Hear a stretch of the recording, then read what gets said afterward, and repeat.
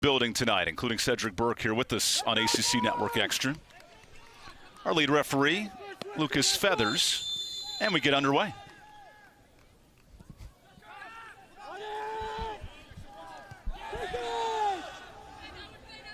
Opening possession here for Louisville, playing through TJ Kiowili.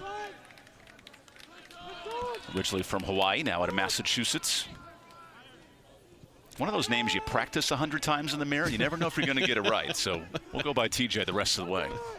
We will affectionately refer to him as TJ this evening. As Duke won an opening goal kick here 30 seconds in. Blue Devils come in 6th in the country in assists per game, and they helped their cause with 8 players on the scorecard Tuesday. Coach Kerr's team heating up offensively just at the right time in the midst of this 6-game homestand. Yet to concede for the first 2 games, but give up an early throw here. Alexander Vukovic back there with an uncharacteristic heavy touch to start the match, but good job recovering and clearing it out. Some pressure from Chase Vasquez. He scored the game winner over Ohio State, one of 2 top 25 wins for Louisville this year. We'll have to watch Vasquez pretty early. He scored that goal in the 4th minute, I believe, so he's one that can get them on the scoreboard very quickly. He's one of those 22 underclassmen. And how many times do you say that in today's college soccer? Such a youth movement here for Louisville. Well, those numbers there give you a sense. There was a commitment as well. Louisville did not win a conference game last year, but it's reaped those rewards with a much better start here in 25. I actually had to read that stat a couple times to make sure it was correct. I couldn't believe 22 underclassmen. You just do not see that in the game. But most importantly, the guys are dedicated, and they understand the development aspect. That Coach Hayden is really what he's building. To see 10 of 11 freshmen return is really unheard of in the game these days. An early whistle here after this contact. Looks like Jack Boring took the worst of that. Yeah, it looks like Boring and Rakaj going for the ball 50-50, just got tied up a little bit. A freshman and a sophomore at an early tangle. Even though Rakaj has been wearing the protective face gear all season, he is not afraid to mix it up. We will see how Lucas Feathers handles the whistle tonight. These are teams that can be physical. 3rd week of ACC play. Louisville off a disappointing weekend against Virginia and Notre Dame, but that did not discourage Coach John Michael Hayden. He liked how his team had possession and opportunities in those 2 matches. Sure, and I think he's looking at they have to, his exact quote was, they have to go through the fire. You know, they have to go through some adversity to get to their end destination. And every night in the ACC, you're going to face quality opponents. They've had some really quality wins to start the season, so a bit of a mixed bag lately, but this is a very good squad. Including number 1 NC State that leads this loaded ACC. 7 ranked teams coming in. Vukovic wins the throw. Here's an early ball in and headed free. We see this first corner opportunity coming from Duke, but Louisville's had a really strong advantage in corners many matches this season, so we'll see how that matchup progresses. Ogunleya is an excellent defender back there. He anchors this Louisville defense. Also at 6'4", wins a lot of those set-piece balls like you're talking about. And one thing of note, these defenders contribute offensively. You know, he has 1 goal and an assist on the season, but a lot of these guys get involved, and they do play a positionless brand where guys can really rotate and fill in positions fluidly. So Drew Kerr in his senior year gets ready to swing in this first corner.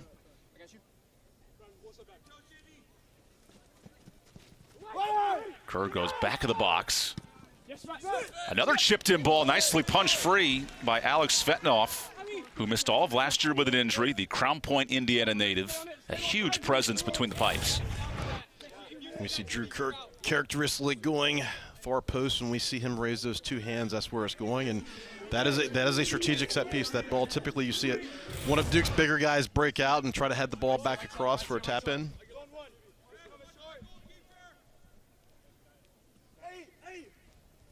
Third corner of the night for Duke. Back post swinger. And misses target. Louisville passing the early test against a balanced Duke scoring club. There's the returning starting keeper. He's within 100 saves of top 10 in program history. Coach talking about All-American candidate here in Svetnov. Now it's a loaded conference with keepers. Logan Erb at NC State yet to concede a goal, but still impressive what Alex has done this year. Coach Hayden was extremely high on him, as you mentioned, considers him an All-American candidate this season, but really stressed the leap he made last year, even though he didn't play. Started every match in the 23-24 season, but last year he was able to watch and develop, and you do gain a different perspective, maybe not being as close to it, and thinks he's going to be a better keeper and better leader for it this season.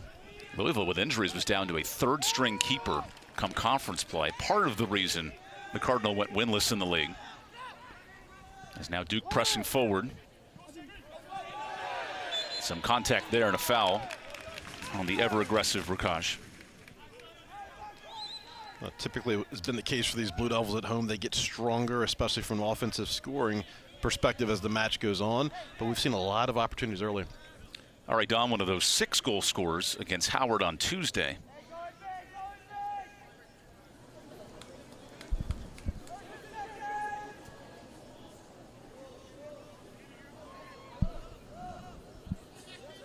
We see Louisville early on content to lump it up from the goal position, not build out of the back. We'll see if that continues based on Duke's pressure. Duke playing a lower line of confrontation right now. Well, that was an area you brought up in the call as well. How will Louisville respond to the pressure of Duke? And even Coach John said, we'll figure it out as the match rolls on. And so far, they've passed some of those tests. They have. I mean, this match has already settled down. We see both teams settling in, but it's been fairly even possession-wise so far. Not a decent, strong chance for either side, but plenty of space. Neither team is actually pressing or repressing extremely hard right now.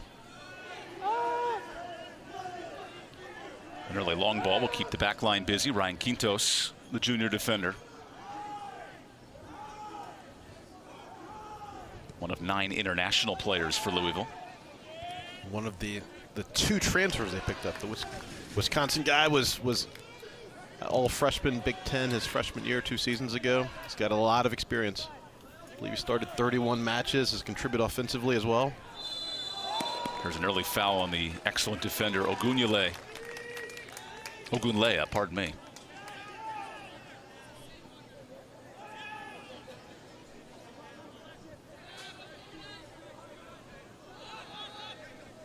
Always the story beyond the story. Ogunleye was deciding between Duke and Louisville for his commitment.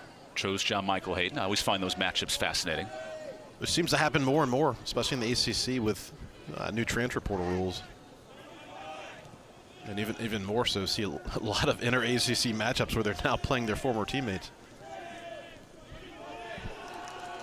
Sets up some chances here for Duke. 8 minutes in. 3rd week of conference play. All in pursuit of early November, where every team qualifies here in the last 2 years. That #1 seed gets a bye. Everyone else fights it out in round 1. We see Louisville content to play an extremely low box in terms of line of confrontation right now. I mean, they're not even confronting these Blue Devils until they pass over midfield. Bjornsson sends it in. Just missed his target. Now a little high press here from Duke.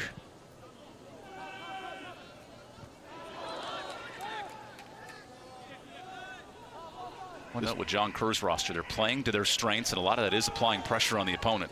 Applying pressure, and it's been a very direct brand this year, especially coming off of last year where they led the country in most offensive stats. I mean, there's no secret to what they're doing. I mean, 1-2 touches, and they're looking for a guy in the goal.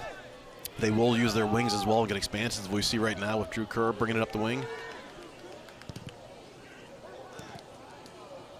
Bjornsson just a bit off on his flick touch.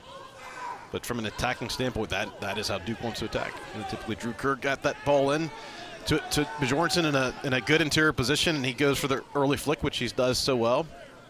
They can get into the attack with amazing speed. And what a nice return for Olfer. Scored a goal in his debut against Syracuse. Played a complimentary role Tuesday, but now gets extended minutes in his first start with that captain armband. That was quite the goal he scored against Syracuse. I mean, he set it up with a flick header, then opened his body up and received it and had a very clean volley. Building off the 29-point campaign a year ago, and that's another area that makes Duke even more dangerous now as we click into the final week of September.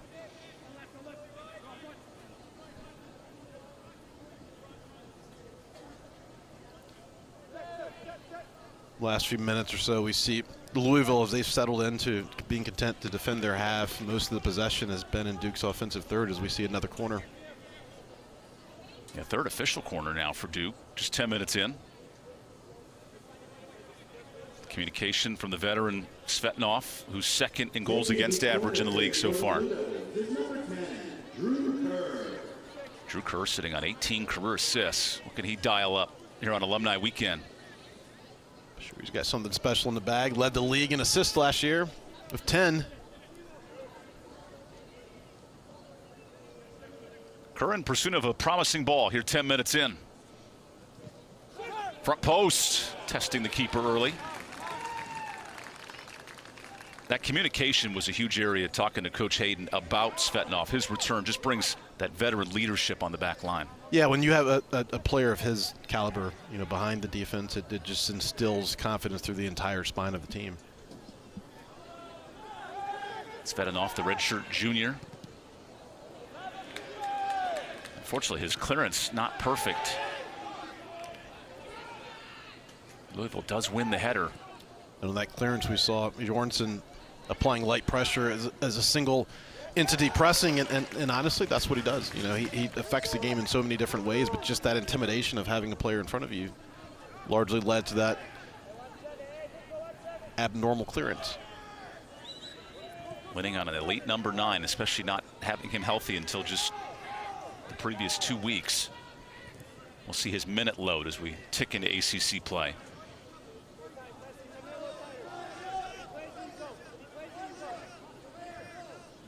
See Louisville trying to slow the pace down a bit.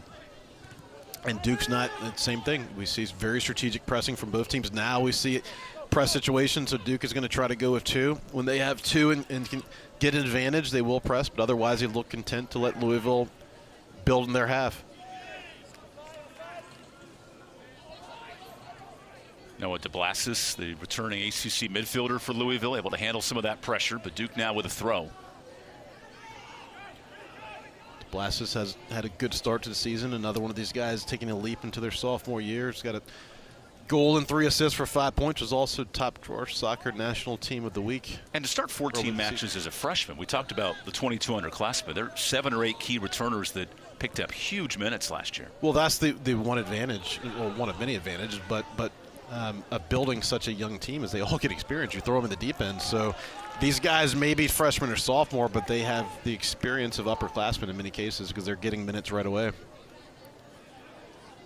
that's where Louisville shocked the world early with a home win.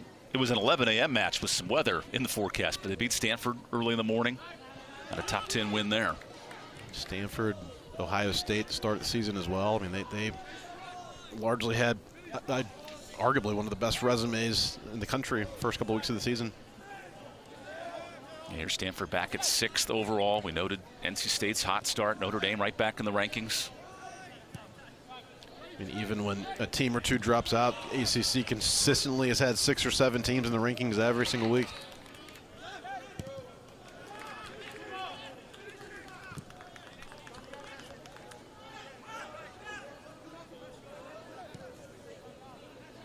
Duke switching the field.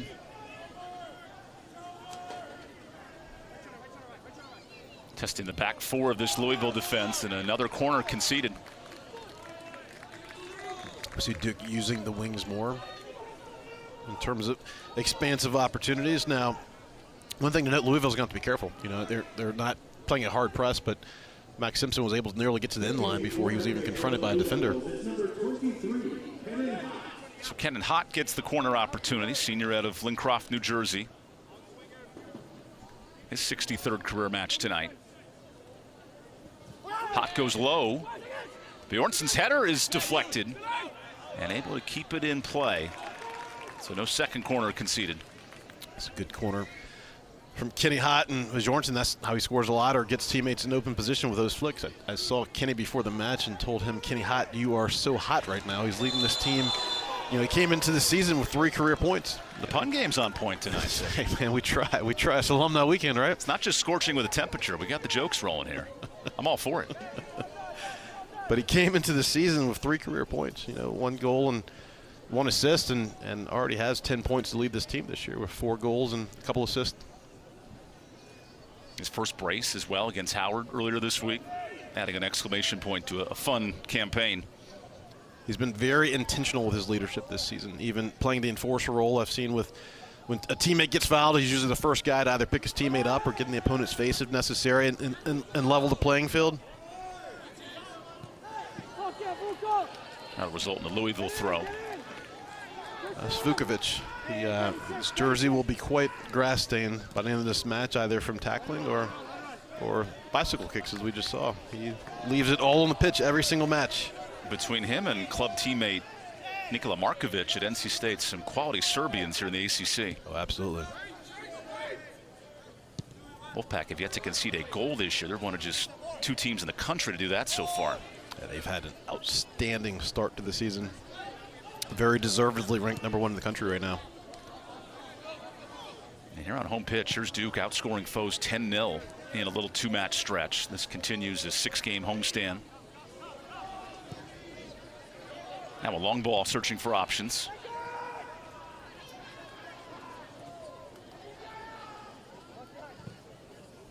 Nice through ball. Here's a counter for Louisville. Little 2v1. And not much on the shot there. I think he got caught between a shot and a pass there. We had Vasquez streaking as we see him looking up, and this ball just goes right in between the goal. It wasn't quite a shot, it wasn't quite a pass. Looks like he was trying to get Vasquez as we see the reaction. Bilal Kamara had some opportunities, like you said, unable to put it through, make the best decision. But great counterattack. This also shows how quickly this Louisville team can counter. Yeah, John Michael Hayden said on our call, we have to play smart against this Duke pressure. Can ill afford mistakes in the middle of the field.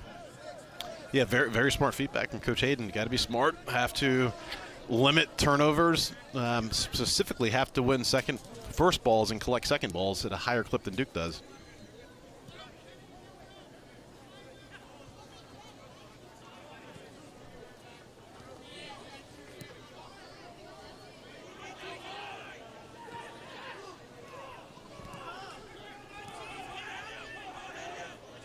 Playing through hot.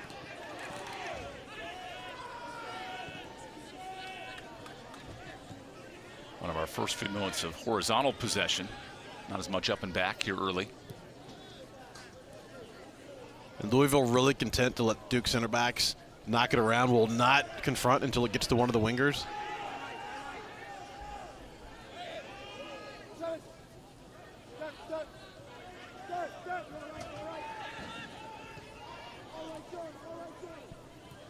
Duke pinching the lines through Vukovic.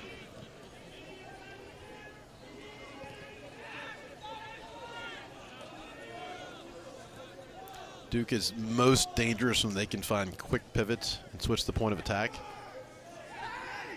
Going from an overload to an isolation. We see the overload now on the right, which it has been for the last few minutes, and I expect to see them utilizing Drew Kerr more in the isolation pretty soon as we see the ball making over that way now. Aiming for Kerr. He's got a ball swung in, just missing. Bjornsson. Another shot from the post. That's just wide outside the 18. And Duke wins the cycle ball.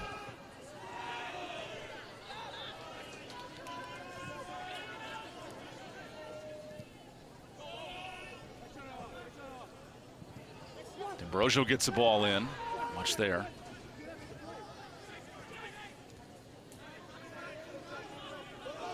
Here's Duke, a 5-minute cycle of pressure, wanting a connecting ball. And well defended there by Louisville with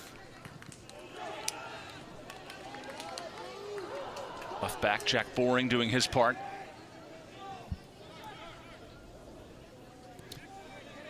Boring has made a major leap this season. Coach Hayden stressed during his redshirt year how much experience he gained to be ready to contribute. He was an offensive player during his prep years. Came to a Louisville ID camp, and they immediately recognized an opportunity and fit to try him on the back line. If that's not a scene for Moneyball, I don't know what is. Yeah. Looking at the whiteboard and said, well, he's got athleticism. We're going to find a spot for him. And he shined the last 2 years at that right back position. He really has. I love that as well, the trust in the coaching staff to develop a player who's been in a different position in his prep years. But he had the skill set to translate. Well, it takes a commitment and understanding from both coaching staff and player that this is the long game of what we're trying to develop. And again, in this transfer mentality so many players have, they don't stick through for that development.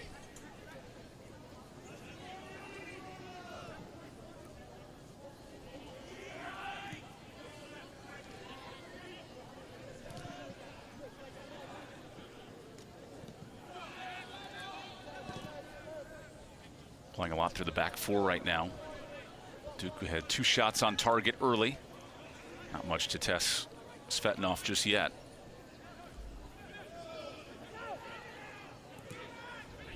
And now Louisville looking to counter through Bilal Kamara. His back heel touch, a bit dangerous.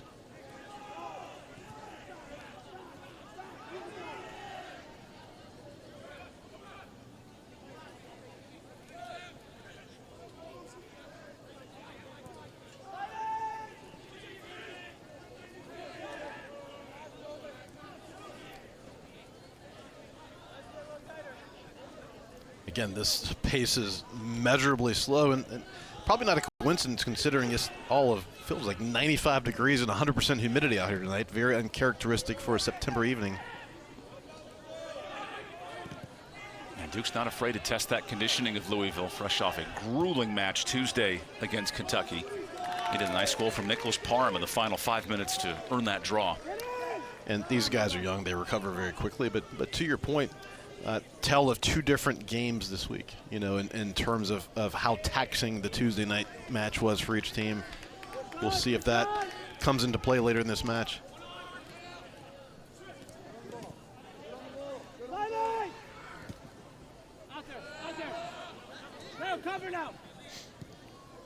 Now Louisville with some space for Jack Lewis, and he lost it. Trevor Burns dropping back to win that one back. He's been very effective for the Blue Devils in the midfield this season. Now Burns looking to earn a whistle, and he will. There's an early foul on the far line.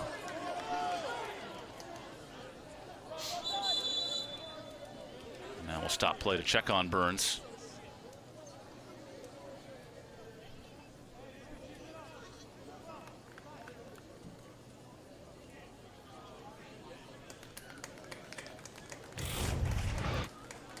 See Trevor Burns holding possession on this side, and you know that's a clean attempt at a tackle, just some contact there, nothing malicious. Yeah, no card needed, just a clean foul.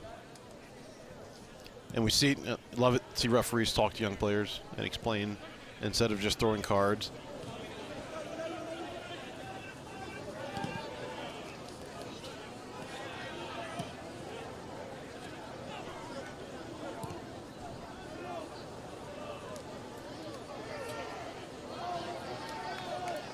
Duke trying to pick apart this well-organized back 7 here for Louisville. A chip on for All-American candidate Bjornsson.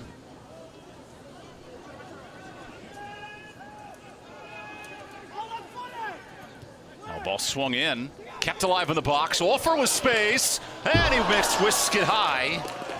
A good look. Bjornsson's gonna want that one back. That's probably the cleanest look he's had in quite some time. Just skies it, put a little too much pressure on himself for the perfect finish, but 9 times out of 10 he's going to finish that one.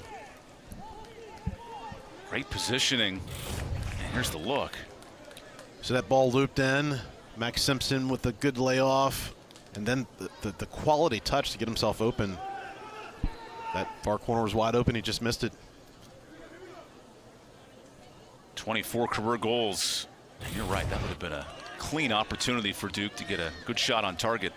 And important to remember, he started that play. You know, with his back to goal, he held it up, which he does so often. So that started and potentially ended with him.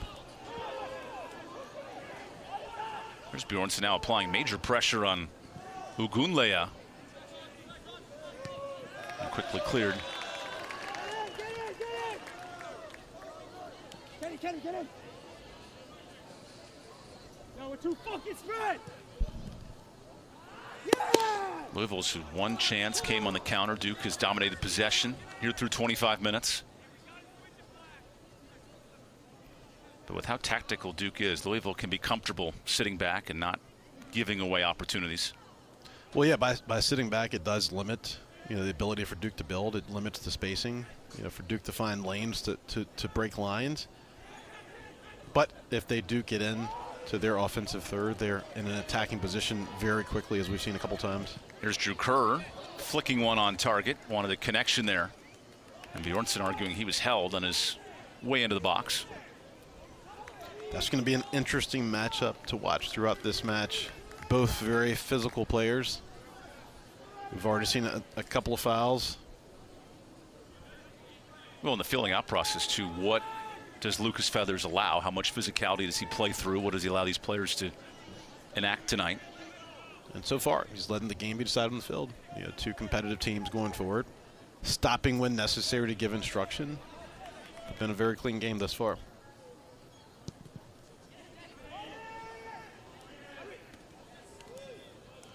As Louisville will concede a throw on those clearances. So we tick down to the 20-minute mark of this first half.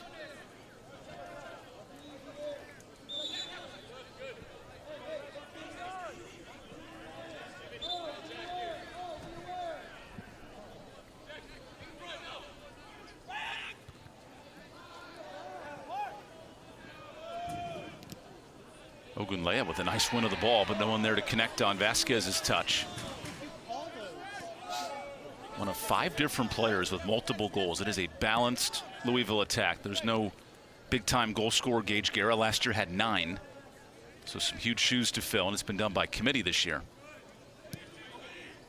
Which in reality is exactly what you want to see from a team this young in their development stage. This many guys contributing offensively, and it's coming from every position. It's not just the attacking players. Lots, as we mentioned earlier, lots of goals coming from this back line as well as midfielders.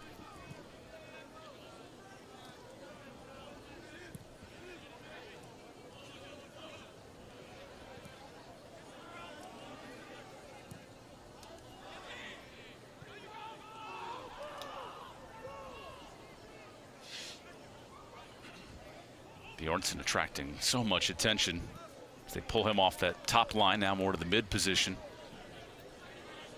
At times that can be his biggest strength. If he's not the in destination scoring, the attention he gets makes space and opportunity for teammates. Eric Demora haven't said his name much tonight. We haven't, and usually we're talking about, as Coach Hayden pointed out, his massive boot.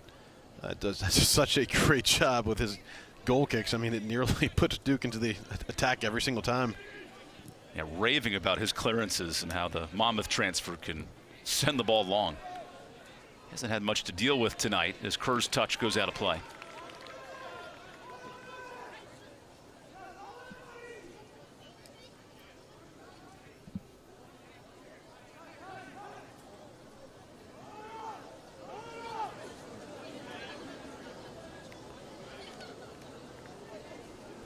Louisville Cub that came flying out of the gates, pitching shutouts in 5 straight. Faced a little adversity last week with a tough 1-0 loss against Virginia, where arguably they outshot the Hoos until late.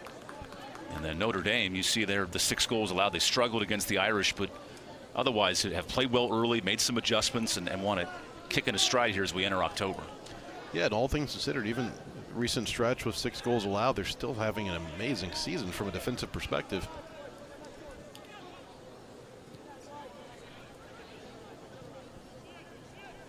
Here's a good run for Hott. And who touched that last goal kick coming for Louisville?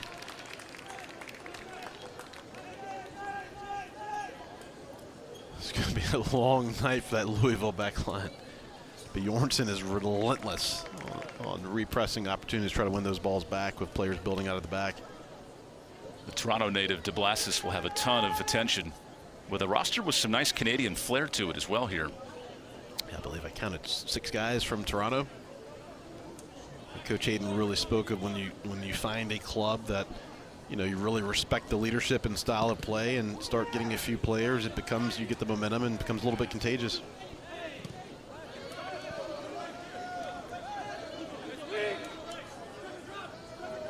There's Coach Hayden with the ball as we get our first substitution window.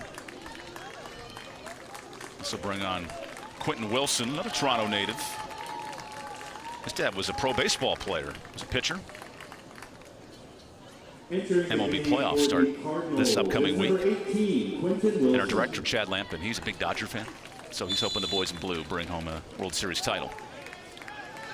Yeah, pretty good odds this year. Much like in soccer, all about health that time of year in baseball. Who do you got? Health is wealth, my friend. You mentioned Wilson coming on. Another one of these guys has contributed. He's got 2 goals in the season for 4 points.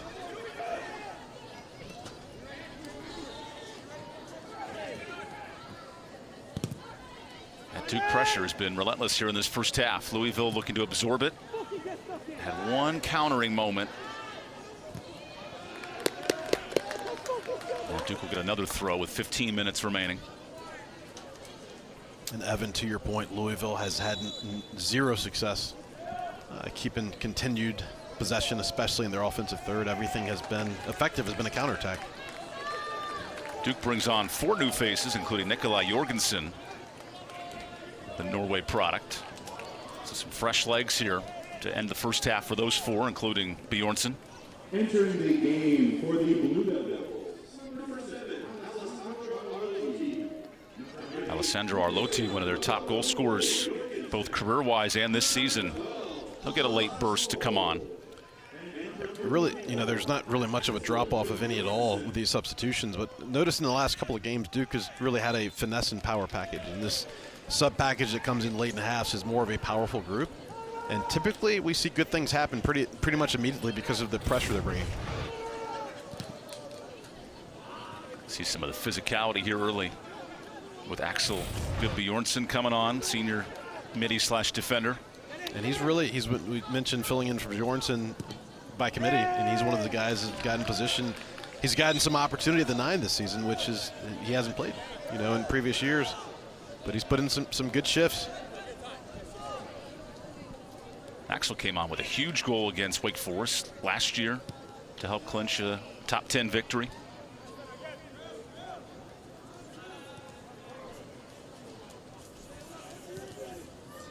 On one hand, it's 22 underclassmen for Louisville, and for Duke, it's the exact opposite. 16 seniors or graduates in the program. Over this tale of 2 teams, as we said. Over half of this team are graduates or seniors. Makes the course load a little different, right? The road trip homework, a little different than organic chemistry versus, man, I didn't go to college in a long time. I had to look up classes, but versus advanced statistics or you name it. I think these grad guys have maybe a little bit of a more measured and easier pace of life. No Matt Liner tap dance classes going on. All degrees earned in the ACC, both at Duke and Louisville, with the new U.S. News and World Report rankings coming out this week. 12 ACC programs in the top 100 in academics.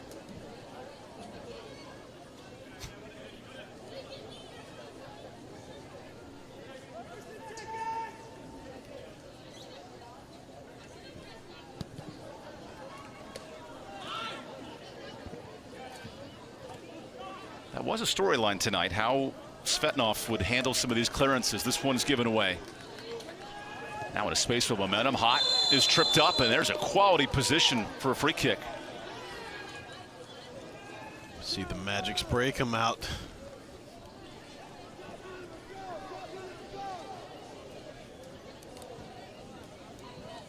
How does Duke take advantage of this free kick? Well, when we see Kenny Hott, he tried to play the quick one touch. But again, just shows how quickly on a counterattack this Duke team can get into it. So Wilson commits the foul. You've got a righty in Kenny Hott and a lefty in Drew Kerr over the ball. If Kenny Hott is playing it, I would expect a shot. I expect this probably to be Drew Kerr the way they're lining up, and then I would expect the ball to the far post with the big boys.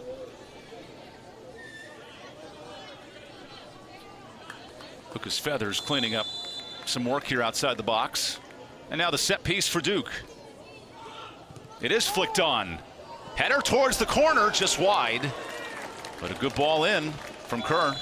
Evan, we drew it up, just needed the execution to finish there. But that's exactly where they wanted to play it.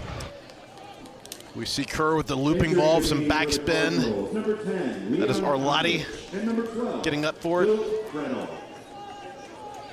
He's got plenty of goal-scoring experience, 23 of those for the Hartford transfer.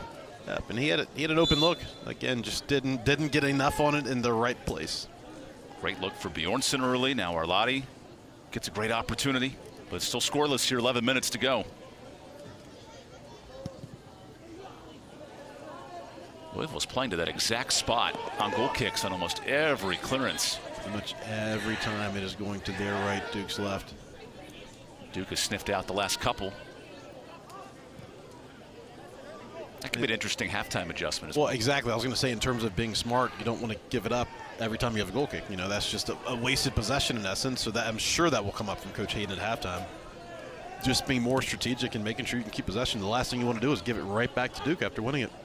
As Thomas Vold wins the ball for Duke, he has it here. Good work to Kerr. Nice fake. Kerr gets outside and earns a corner.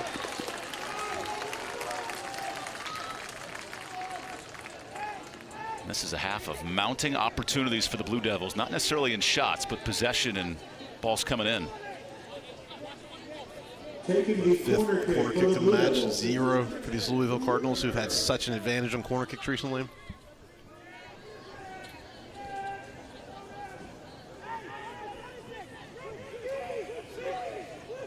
So Kerr's turn. Front post, won by Louisville, but not cleared. And now a chance for the Cardinal. Little bit of contact, but Feathers letting them play in that spot. And basically a punt here from Louisville.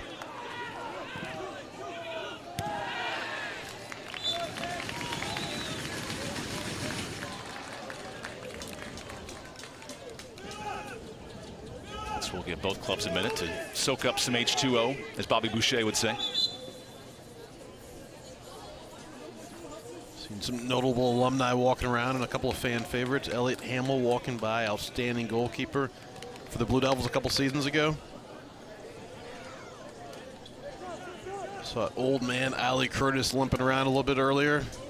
Scored a few goals in his day, the 1999 Mac Herman winner. Don't forget about that class of 02, Cedric Burke in the building as well. Good to see the alumni back tonight. They'll be honored at halftime.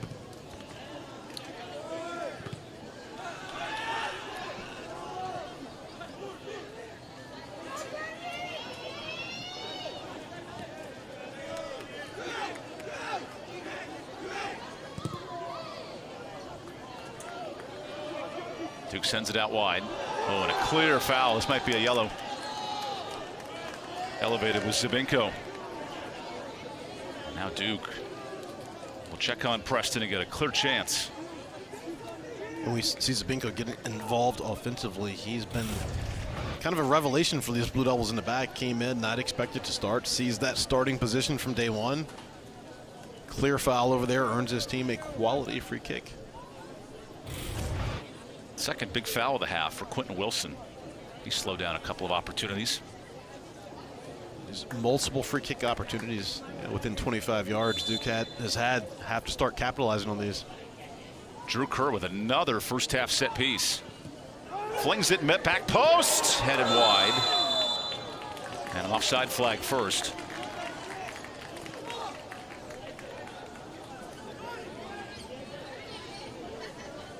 Vukovic, as we said, we'll be saying his name quite a bit because he is always in the middle of the action.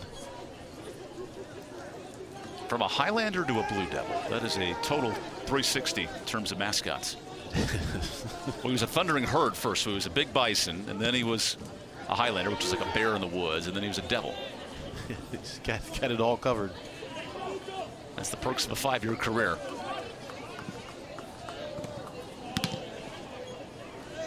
And now Louisville to throw with 7 minutes remaining in the first half. Cardinals seem content to go into the break scoreless, keep this game within striking distance.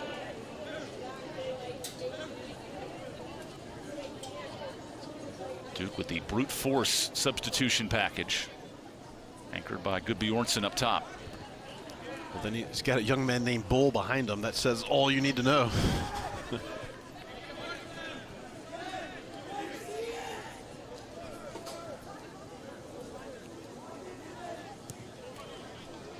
Quiet night for Camarnacito back there, anchoring this Duke defense. Back-to-back shutouts pitched. Really has been a quieter night for Cam. We typically see him, he steps through and gets involved offensively. I think some of that due to Louisville's low line. They're not really pressing high enough to allow defenders to really get involved to the same extent offensively. That's shortening the field they're in. Yeah, the one counter-attacking 2v1. And then unfortunately for Louisville, Bilal Kamara was in between a pass and a shot, and not much was put on target. Only 2 errant shots on the evening, 0 on goal. These Blue Devils have 4 shots with 2 on goal. Unfortunately for the Cardinal, they can't win these headers and second balls in the middle of the field. So Duke has rote possession until that whistle. And that will definitely be a point repeatedly expressed at halftime, as it was expressed us prior to the match. Winning first and second balls. Limiting the offensive opportunities you give these Blue Devils. Okay, now with 5 minutes, Louisville can mount some possession, maybe create an opportunity. And they'll play it through Jack Lewis, one of the sophomores out of Blackpool, England, who gives it right away. Now Duke on the counter with Vold. He earns a foul. That's a smart whistle holding up play.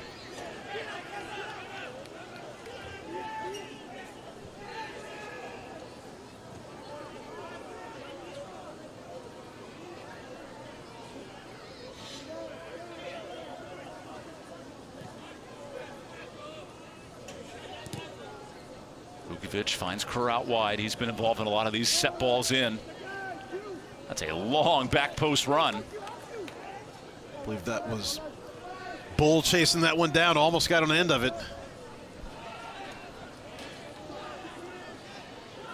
But you will see a direct response. We mentioned Drew Kerr led the ACC in assists last year. When he sets up on this left side and swings balls in, you will see. Oh, here's a loose ball and some contact with the keeper. Lead to a corner. Svetnov arguing that's a foul the other way. Taking the corner for the Blue Devils. Instead, Duke with yet another corner. Another quick opportunity, just a bit of a heavy touch from Bold, but gets in there to draw the corner. 6th corner for Duke tonight. Kerr's been very busy on these set pieces.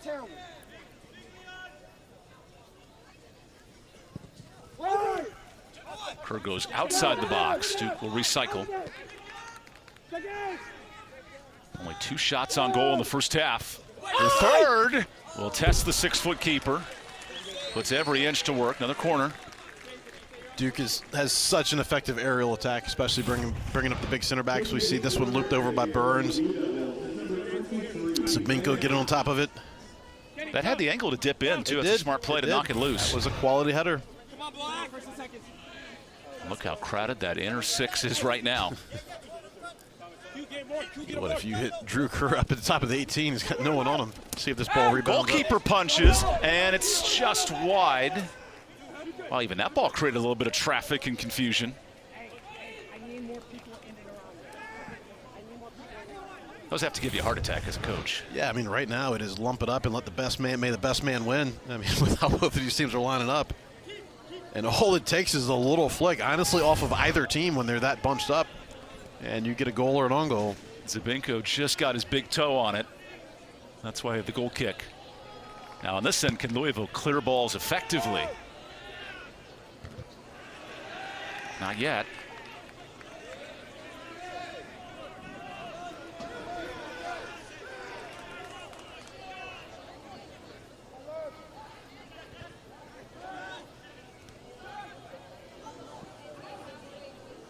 The speedster Quentin Wilson testing Trevor Burns.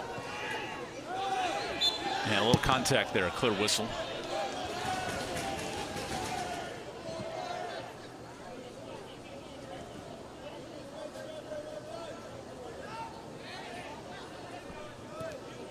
Let's see how content Duke is with all these opportunities. Will they press forward to try to get one late?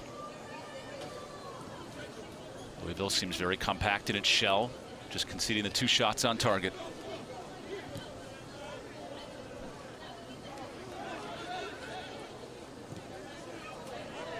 Louisville very content, and honestly, it's worked out thus far with Duke not able to put one away. And a league loaded with 10 in the top 35 in the country. These two heavy hitters, Louisville and Duke, scoreless with not many chances here early. What an effort to keep that in play. And now the whistle. There's our first yellow card of the match.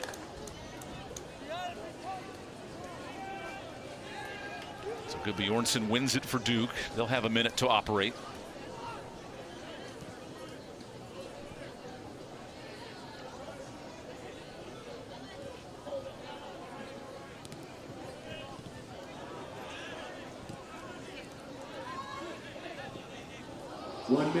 One minute remaining in the first half.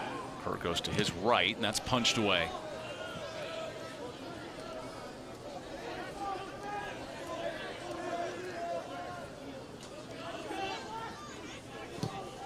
As Duke continues to do, put numbers forward, Vukovic launches one towards the box, and Louisville subsequently clears. It's been that kind of first 45. Now Burns with a late moment. Hot, searching for numbers. Did he stay onside though? Promising ball. Another blast to Svetnov, and that'll most likely end the first half.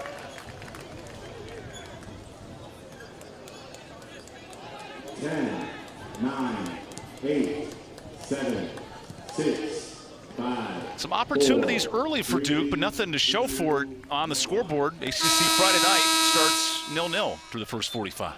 Definitely unweighted possession. Duke had the bulk of possession, but again, didn't finish the opportunities, had the bulk of opportunities. Now they've been a second half team. Back models for a limited time. SC, you got to make some changes. It falls in. Offside! And make it more dramatic. The moment I loved our Subaru Outback most was Local business specialists at bankofamerica.com/local business. Or a ball went wide to one of the wingbacks. So I would expect that line of confrontation to be higher.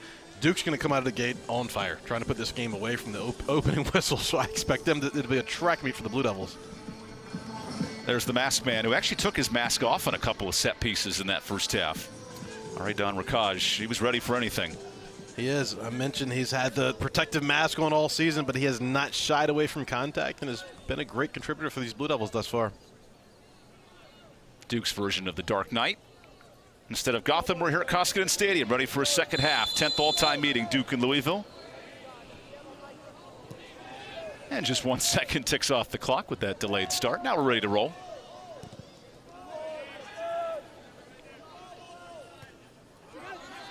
Duke, an early touch inside the 18.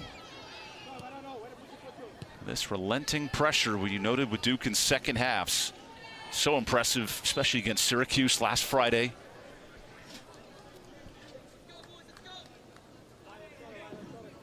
Duke most certainly, especially at home. We mentioned the last 10 games of the last 2 seasons, 8-0-2 with a plus 35 goal differential. So there's a lot of confidence at Koskinen Stadium. And honestly, an expectation of winning each match. So typically in the second half, you see the cream rise, so to speak. Outshot Howard 29-2 on Tuesday. They've had not as many opportunities, but similar possession levels in this matchup. And neither one of those shots on goal for Howard. Trevor Burns shoots it out wide. Nice save and play. Here's a turn towards the 18. Kerr with a little push and forcing a clearance by Louisville. It's well defended. Drew Kerr with the deceptive shoulder dip, almost got in the box on that one. Hott's pass is quickly dispossessed.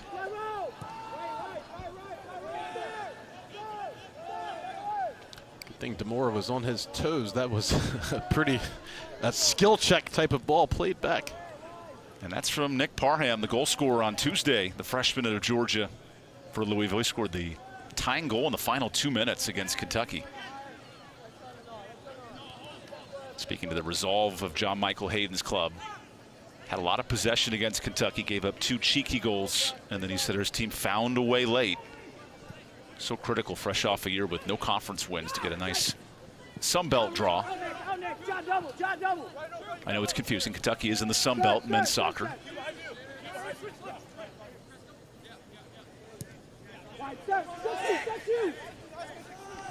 Zabinko chips one on. Nicely won, but easily played there by the ever-busy Svetnov. First thing, notice the shrinking of the field. There was a lot of space in the first half on that possession. Duke had their entire back line 15 yards over the semicircle. Game was being played in a 30-yard radius, much different than what we saw from many parts of the first half.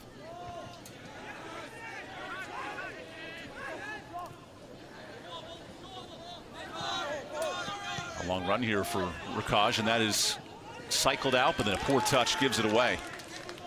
A lot of tests for Ogunleya and this back four of Louisville. Ogunleya is an experienced guy, but he's been thrown into the fire tonight. He's been tested quite a bit, and we've seen the pressure get to him at times. There was a deflection there, so a corner earned here for Duke. There was confusion between the line judge and our head referee. I think he's been overruled now, and it'll go back to Louisville.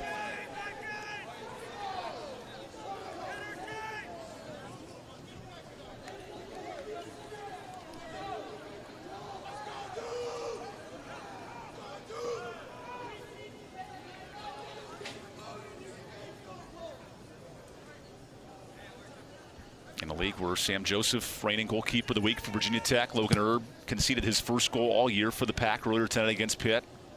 Here's Svetnov earning his keep back there. Not just the 5 saves, but keeping the communication lines active. He's had to be active communication as well as distribution. He's obviously had much more of the ball at his feet than Demora, for instance. And Demora came for the stroll in the park. I think he's touched it 3 times tonight. He has enjoyed watching his attack. Demora might have been up Scandalaris enjoying alumni weekend for most of that first half. He was not very busy at all. More pressing here from Coach Kerr's club. And they live on this pressure with multiple lines. And we've already seen the pressure ratchet up even at a higher level to begin this second half, which is exactly what we expected.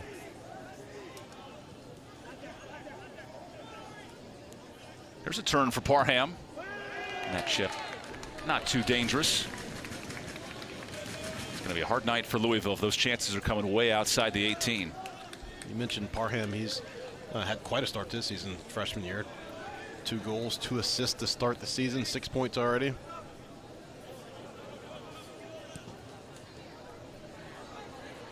And now we do see this Louisville line of confrontation higher. Again, first half they were allowing Duke to nearly get to their half before even confronting. Now Duke looking to cycle it wide. Raj will play the numbers behind him. Good one-touch ball, one up top. Playing it through Vukovic.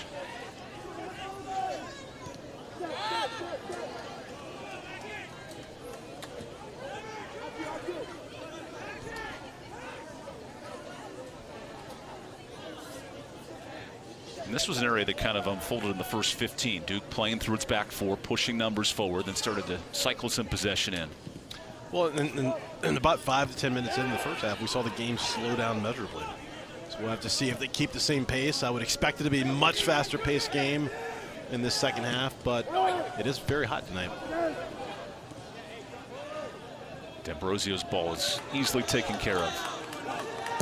Probably no one happier in the stadium than the alumni waiting till halftime to be honored, not pregame on the pitch, when the real feel was 95 before we started. Yeah, at least the sun is down, it's cooled down a little bit.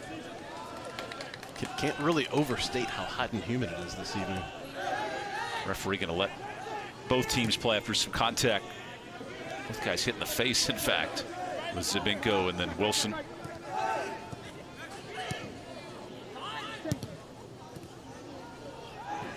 Nice job by Duke to hold off that counter. Vasquez wanted to sprint free.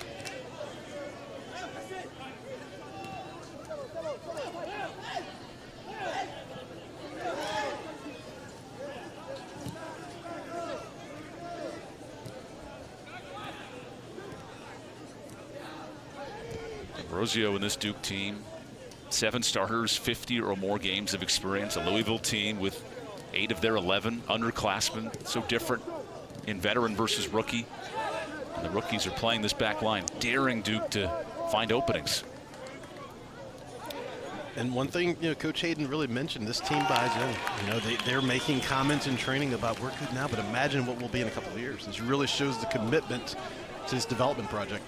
And you see what a program like Marshall has done, right? Getting on an epic run in the tournament, a team that was filled with 40-year starters, and then winning the national title. Those are the kind of runs that Louisville can envision in their future.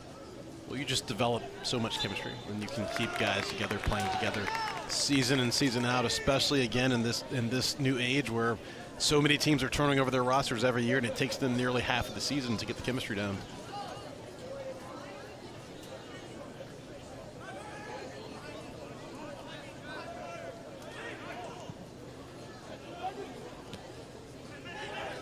Kamara finally wins the ball at midfield for Louisville, able to keep possession.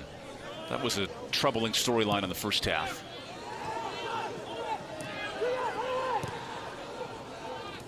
Playing it through Kamara.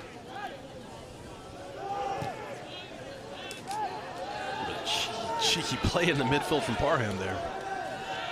Didn't amount to much, but good job holding possession, and we'll see if Louisville can keep more possession. They did not have possession in the dangerous places on the pitch in the first half. Hawk goes outside. D'Ambrosio chips one on. Once again, these through balls are trying to find a foot of Duke, who had just 3 real chances in that first half. Another one touch outside. This chip deflected, wisely cleared.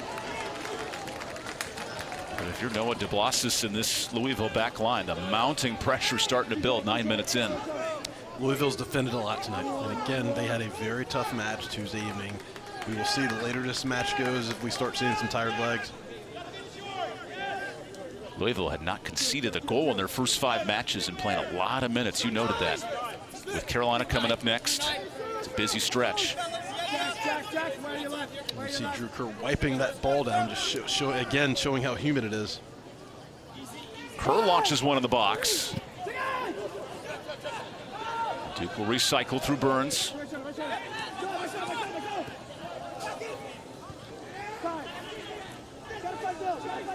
Louisville finally gets some pressure released, and that foul will help with Vasquez earning it. Vukovic, another grass-stained added to jersey, goes down on Vasquez for this one. He was a little late. I can see his argument.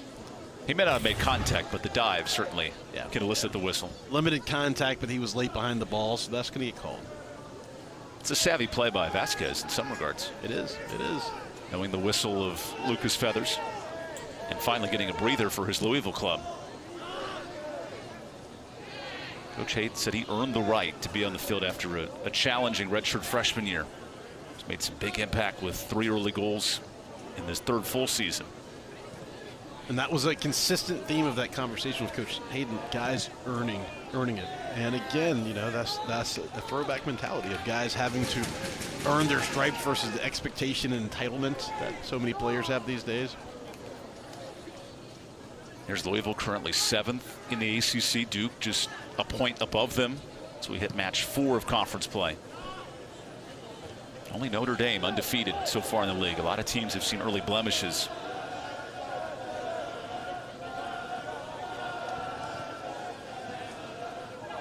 Very hotly contested conference. I mean, going into last weekend where we saw some explosive results, I mean, there have been only 2 ACC games decided by more than 2 goals. The best year for the ACC of any conference in non-con play, and the alumni are loving some afternoon chanting. Get some refreshments. Yes. There may be some hydration going on up there. Now our lead referee Lucas keeping the physicality. Both players having a word for each other. Yeah, Hott and Vasquez shake hands. They say everything's okay. 2 leading goal scorers and point men for both teams coming head to head there.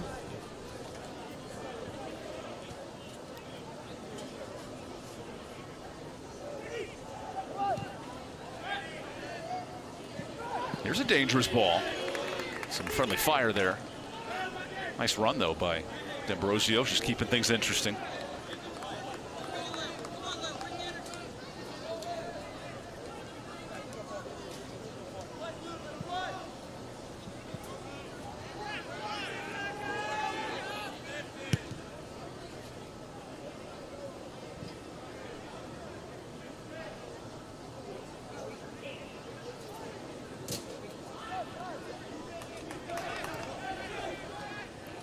through the middle of the pitch. These midfielders unable to hold possession for Louisville.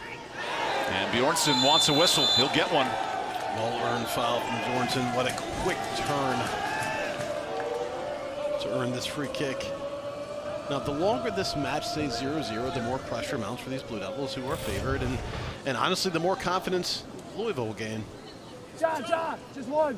Bjornsson again, just a great turn, putting his body in front of the player. Drawing that foul on De Blasis. Yeah, there he got the back heel. Yep. Nothing major, just limits opportunity for Dukes. Here's another free kick. Will instead cycle it out. They played through these set pieces those final 15 minutes of the first half. It was blistering opportunities. And I'm sure that was part of Coach Kerr's halftime discussion with the team is, guys, we have to execute. You know, we get ourselves in those positions, we work hard to earn them. Now we need to make a difference on the scoreboard.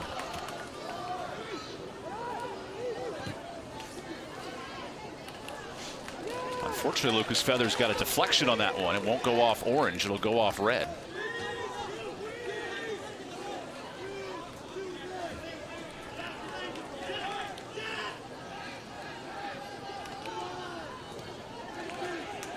Here's this moment for Bilal Kamara. Playing it through Elijah Bride-Bassey.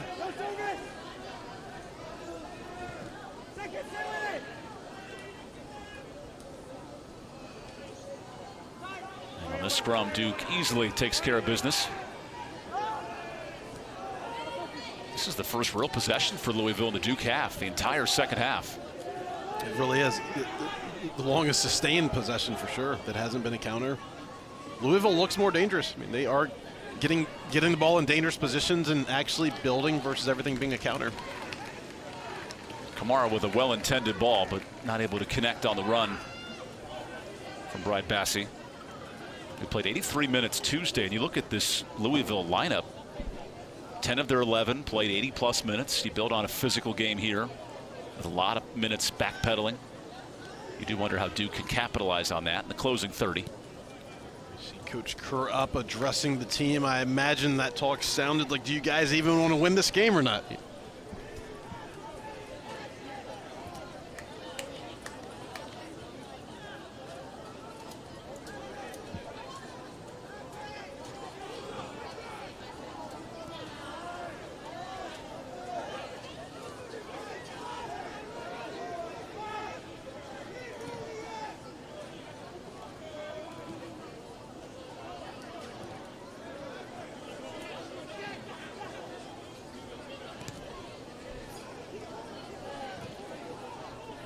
Again, Louisville, we see dropping back now, resorting to the pressing mechanisms of the first half.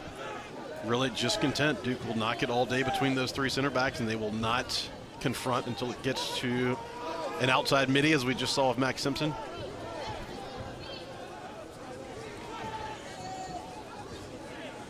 And Duke, no real sense of urgency as well. They're comfortable playing this style. When what we've seen a difference, we didn't see the center back stepping up and taking space. They were just content to knock it. First couple of possessions we've seen the last few minutes, they will continue to knock it between them, but they're stepping up and taking space and condensing the field.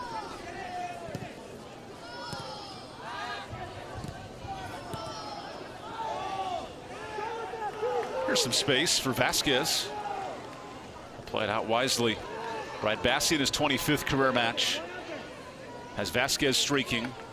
Also Wilson on the back post. And a sloppy turnover there.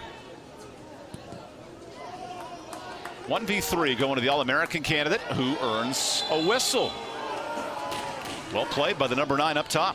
Bjornsson is so good with his back to goal. We've seen it several times now. If that ball is played into him, he's either going to win it or he's going to get fouled. It's very hard to dispossess him.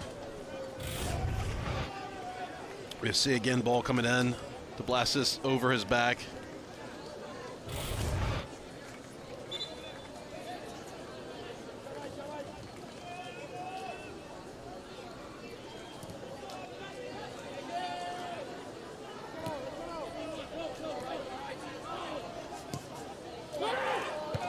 Right to the middle of the box. Nothing there for Duke. We have 9 shots, 5 on goal, but many of those in the first half. A little bit of a flop there. And the referee playing the down man, Thomas Vold, for not getting up, trying to play the ball. Or pardon me, D'Ambrosio. And D'Ambrosio frustrated because he thought there was a foul early on that didn't get called. If I had a penny for every time I heard that. Could probably buy a Happy Meal. You know, the McDonald's Monopoly begins in October coming up here. Get all your trains lined up and you can win 50 grand.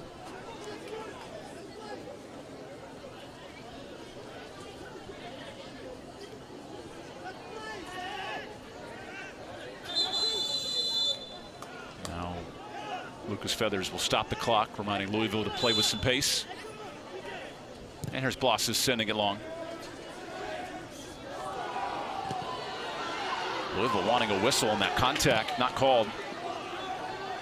Might be that kind of game. Who can elicit a free kick or a penalty? The longer this game goes on at this state, the more susceptible it is to being decided by just something in the margin. You know, just an extra effort, just a flick, just a mistake. You kind of see the frustration there from Preston Zabinko. Both clubs are fighting for any bit of calls, possession, you name it. We've seen the sense of urgency from Duke, Hayden, but the pressure as well. Duke team in their last 10 home matches not only been unbeaten, have blown out opponents, plus 35 on the goal scoring tally. Look at those numbers. Impressive in the last 5 years. This one a grinded out ACC kind of Friday night. Neither team with many chances on target. Duke come up with some individual brilliance as that effort leads to a throw. You said it, Evan. Individual brilliance and creativity could be the difference.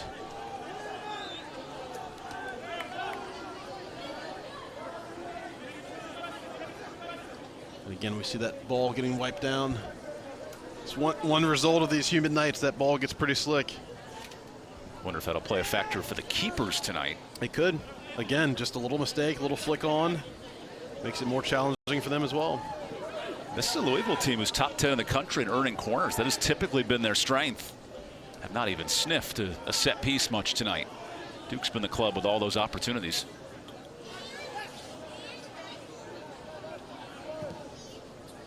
A low roller gets deflected. Bjornsson's man marked, and he commits the foul. Like I said, Wolfie's either going to win that ball or there's going to be a foul on one of them.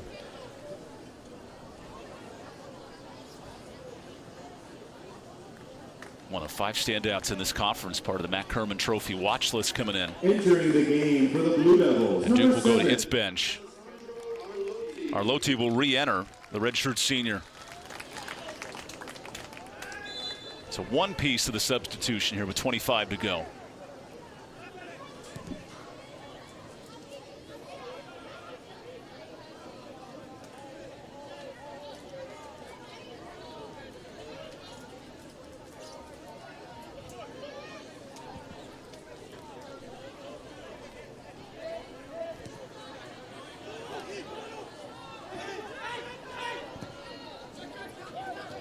Good header, one down by Arlotti. Bjornsson fakes it to his left, deflected. Would have been a hard ball to get through, but it creates some traffic in the box. Bjornsson's done such a good job settling those balls on the top of the box. Just the execution of the finishes hasn't been there yet.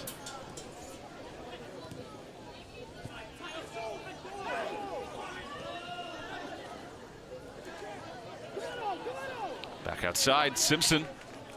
Max gets to his right. Ooh, a dangerous clearance, but that does result in a throw-in, not a corner.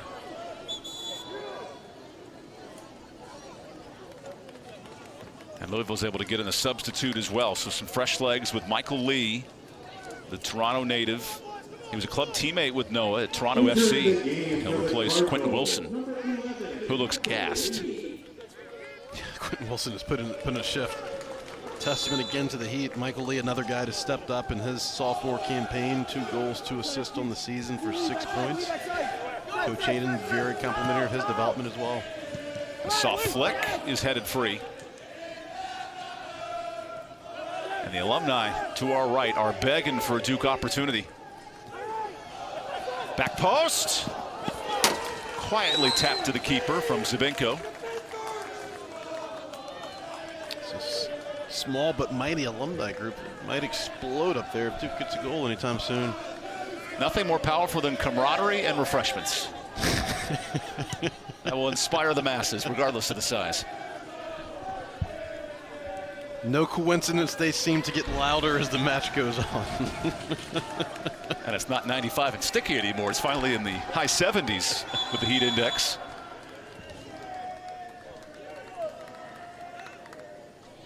And now we'll stop the clock to check on Svetanov, who hasn't had the big saves yet, but in the first half he had 3 or 4 deflections. It's like cramp for him. Yeah, it does look like a cramp, which is concerning with 20 minutes left in this match. But again, we've been talking about it all night. It is extremely hot and uncharacteristically humid for this time of year. Yeah, both clubs will benefit here from an unofficial water break.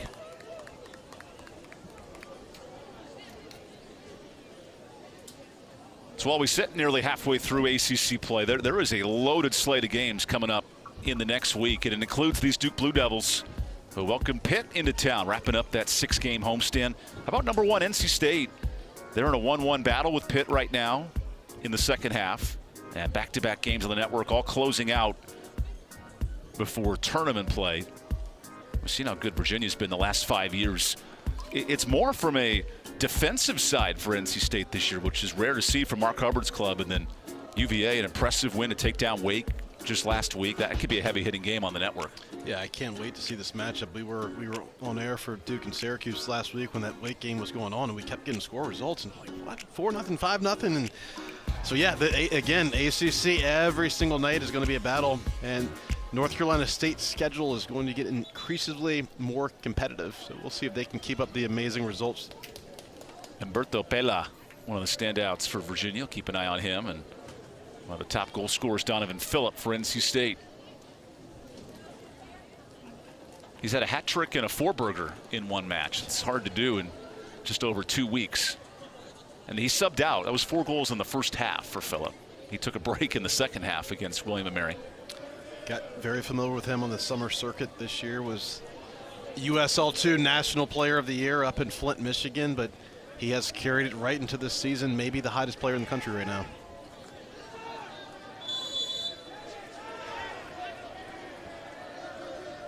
So the Cards with rare possession on this end, and they'll quickly turn it back over. They've handled this Duke pressure for 70 minutes. But one staple of a John Kerr club, it is relentless. Can they hold up here the next 20? Bjornsson has it dispossessed.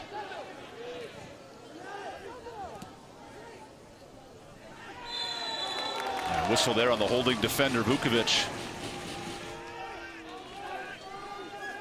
Because now if you're Louisville, you're content pushing numbers forward, playing some time, letting your attackers get near the box. Yeah, even if this, look, Louisville's here for the win, but even if this result holds, this is an amazing result for them. So yes, I expect them to continue slowing the pace down, look for quality chances. Duke, on the other hand, will be fast but not rushed, but there will be more of a sense of an urgency to put this one away.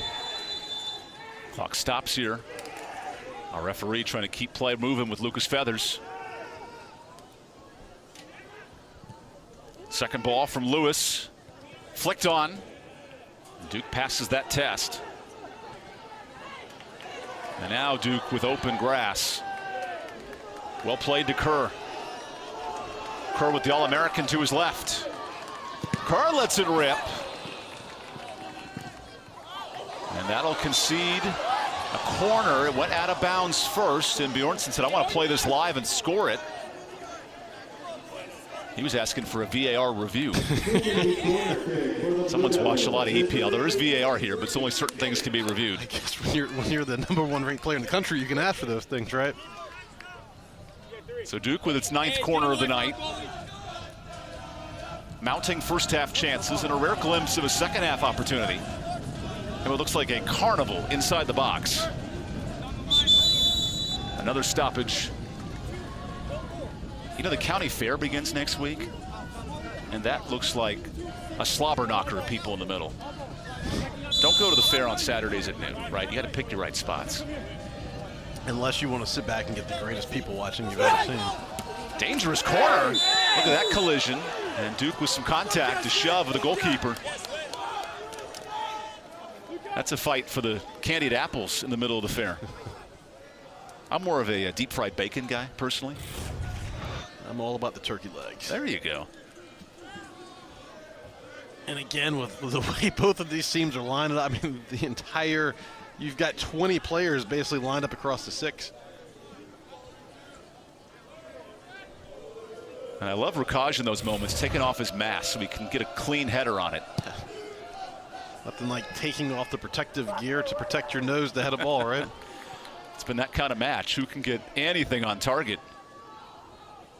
As now Markovic will be forced to run to his corner. Oh, is there a foul there? Okay, there is. Although Vasquez was arguing it was a corner.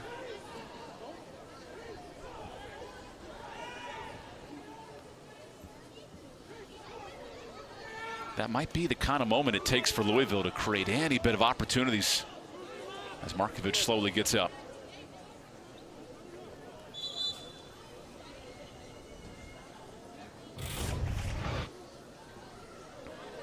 See again, Vukovic holding this in the corner. Vasquez putting the pressure on. That's probably the easiest I've seen Vukovic go down in his career, but he's playing like a forward. You feel contact, you go down. Get a free kick for your team, play again.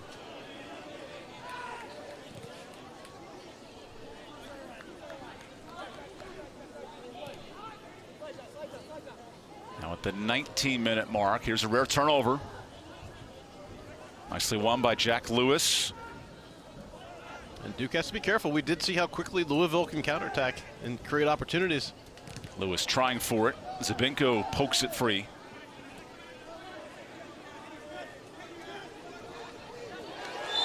These clubs don't meet every year, but it's been very physical in their first matchup since 22, and now a card enters the match. Well, we're going to see a card for the reaction, but I thought the reaction, you know, a little bit exasperated, but it was appropriate. I thought the optics of the tackle looked worse than it was. He won the ball, but went in a bit awkwardly and made it look worse than it was. We'll see it once again. Kenny Hite comes in. That's all ball there. It was just the awkwardness of it and the contact after the play, but the reaction is what got him the yellow card. Yeah, the clear grabbing of the ball, the disappointment. And now Vasquez will be subbed out here with 18 to go. Actually, Ule's fortunate on that one. I mean, he did grab Hot's leg before the whistle was blown, so that could have easily been a card either way. But, you know, that is what Kenny Hyde has done all season as a leader. So sometimes just that emotional burst and getting your teammates in it can make a difference on the stretch. Now Louisville with some space. Rare possession here in the second half. Boring shoots it out wide. He makes a nice run of it, and he's tracked down by Rakaj. Back into the box, flicked on, and a promising look. Well played into Brad Bassi. That was an extremely promising look, and he slipped in between Vukovic and Aceto and found a wide open header. Just played a little bit behind him, and he couldn't get up and parallel with the ball enough to get it on target. Not a shot on target, but that's the kind of run that John Michael Hayden wants to see. And not what Coach John Kerr wants to see. In the lone matchups of John in the ACC. 1 in year 7 as the head coach, 11 on staff. There's John Kerr, 18 at Duke, searching for win 120 in a Blue Devil uniform. This will stay in. Jump right. Kerr gets a deflection, but it is kept alive and conceding the corner. Kerr had to battle for that one. Great job getting that over. We should be Jorgensen keep that one alive and try to lay it off to a teammate. Just didn't connect. See this one again from Kerr. Jorgensen does a good job keeping it in. Attempts to lay it back to Rakaj. Well done to step in front of the keeper, the busy Svetanov. And now Duke with its 10th corner of the night.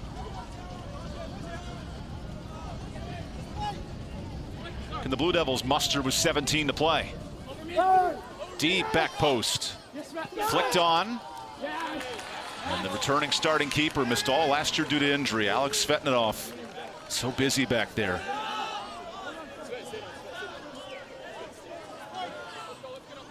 Been battling some cramps tonight. Well, he's been very active. So if there's one player on this pitch who has put in a performance worthy of potentially cramping up, it has been him.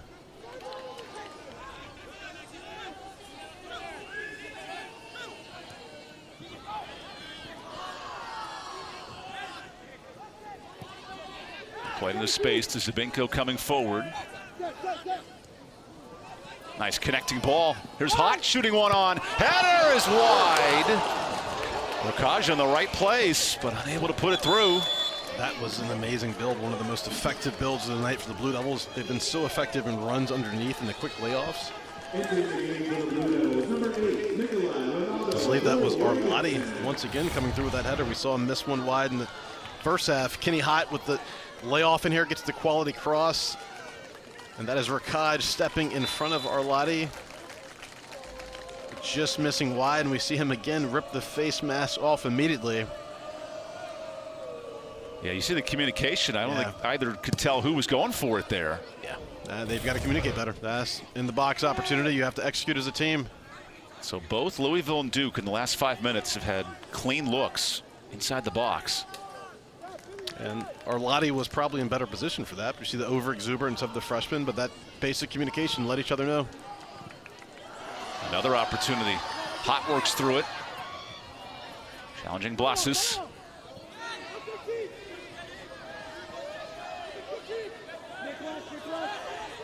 And another corner. Kenny Hott putting on a little clinic right in front of the alumni in the corner.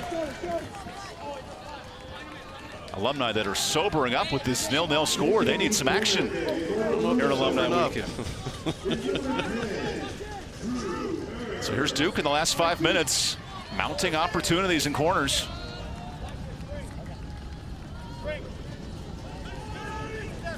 Drew Kerr's turn. Double-digit corners now for Duke. Deflection will lead to a throw.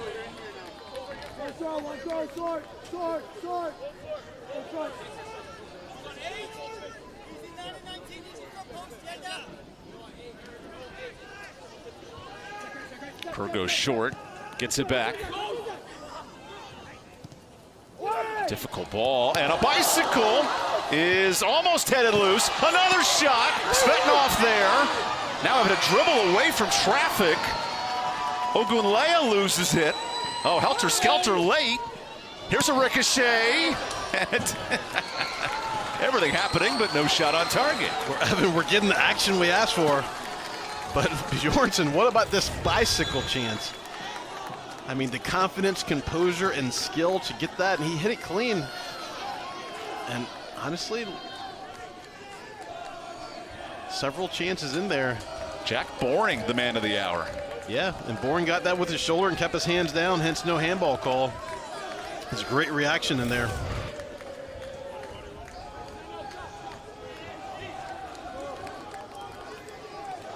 Well, there's a little more action for the Alumni. Looks like they are staying plenty hydrated up there. As TJ gets back to his feet. It's been a second half with Louisville very much on its defensive back foot.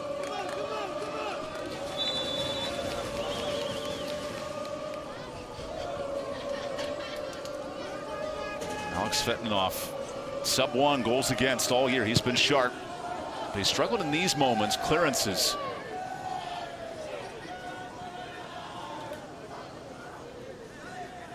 And honestly, some of the struggling clearances maybe because he's had to work so hard in saves. I mean, just there. I mean, that is hard work and intensity for a keeper. He's battled some cramps as well. And now Louisville bringing in some fresh legs with Leon Kondic, the Slovenian. Cardinals is number 10, Leon. Kondic last year was the team's assist leader. His brother Nicholas plays at Lindenwood, newly Division I program.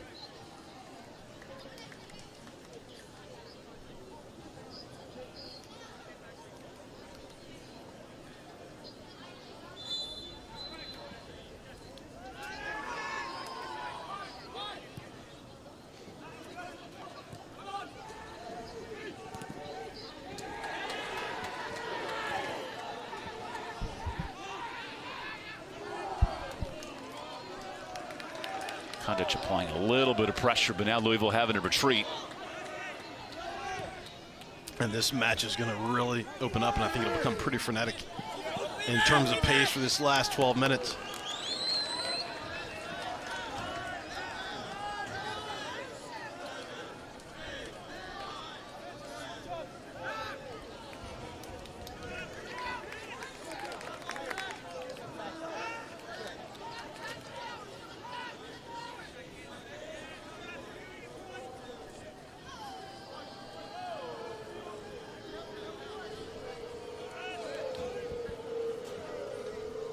Seven shots on target for Duke. Nothing to show for it. Louisville still searching for their first moment.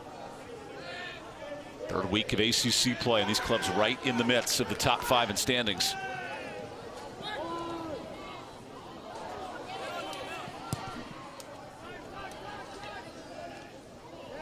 Smart layoff by Ryan Quintos in that play.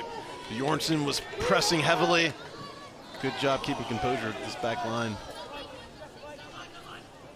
Turn for Arloti. And one there, though, inside the box. Now Duke can try another attempt here with a long throw. Duke has had zero difficulty creating chances this evening. It's now finishing them.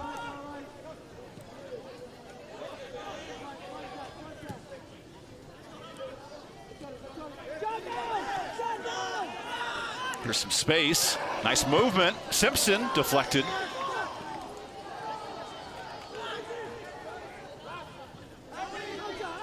Cycle back to Hott. He has been testing these defenders 1v1. Kenny Hott's having fun tonight. He wants a penalty. Referee telling him to knock it off. And now Kerr. He'll bring one on. Easy play for the keeper that time.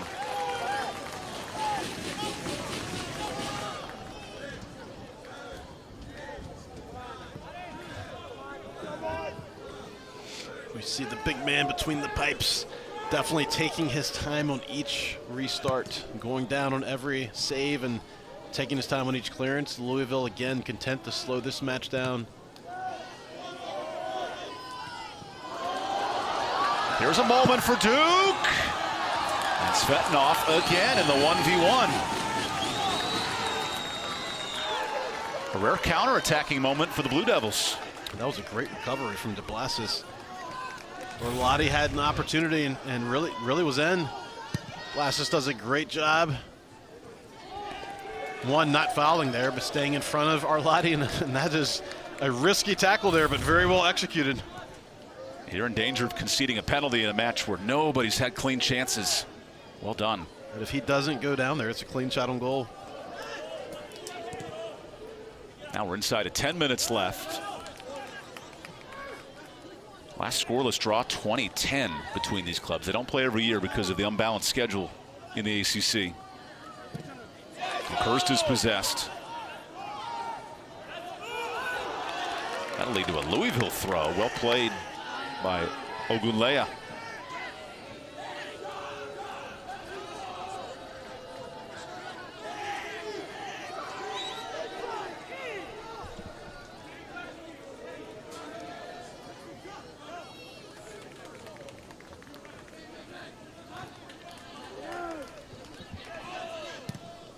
Just booted away. And Evan again, look at the space this game is being played in. Duke with their entire back line now over the half, which has been a consistent theme. And just lumping balls over and over and over into the box. Presenting numbers. There's Max Simpson. The freshman lays it in. Trying to deke the defender. No one there behind Bjornsson. Bjornsson was setting it up, and a lot of times we see the goals, but it's what he does beyond that. You know, that quick, deceptive dummy, if you will, and then he spins out and tries to get it back again. He scored many goals that way.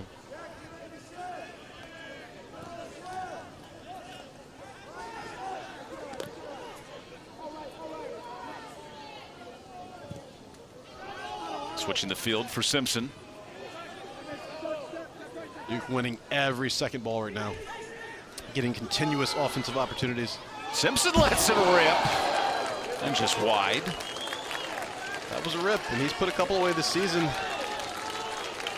Actually got the first home goal of the season this year against San Diego. Yeah, that was an absolute rip. Just missed that upper right corner. He had 2 huge assists in the Syracuse match to notch the lone ACC win for Duke. Right now, it's going to be who can have an individual moment. Duke, such an older, mostly upperclassmen team, but we have seen several freshmen step up. Max Simpson, Zabinko, Rakaj have really led the charge. 22 underclassmen versus 16 upperclassmen. What a stark difference. And now Simpson, one of the young guns, flicks one on. And that ball lightly passed on to the keeper. You can feel it coming for these Blue Devils. You can feel it coming. Usually if you can keep this much offensive possession, it puts so much pressure on the defense. Eventually they break. We see an 18-4 shot advantage and a 7-0 shots on goal advantage now. And that ball shot out of play. Louisville has struggled to clear possession in the last 10.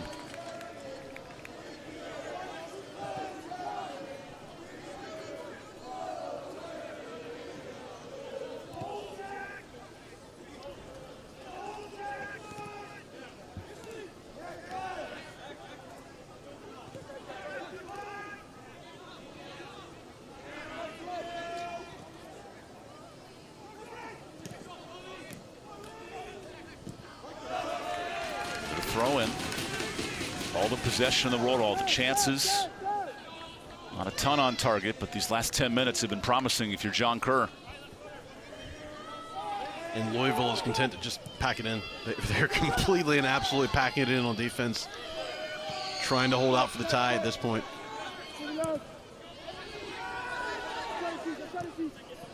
Zabinko's pass is intercepted. Ogunleya will shoot one long and miss his target. Condit, who just subbed in. And Zabinko has to be better at that one with zero pressure. Just played it.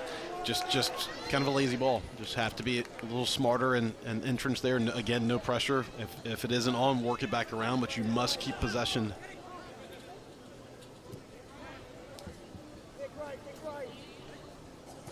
Trevor Burns sends one wide.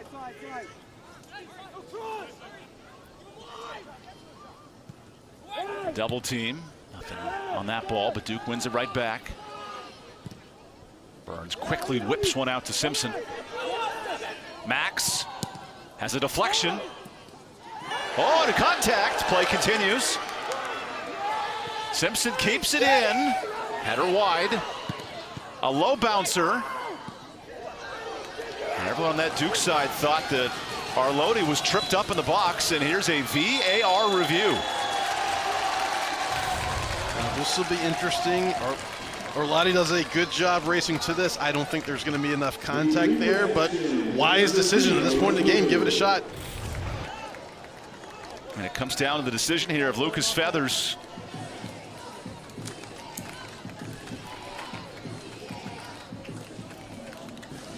Given the mounting Duke chances, Arloti tries to drop one more for the redshirt senior, who remains down.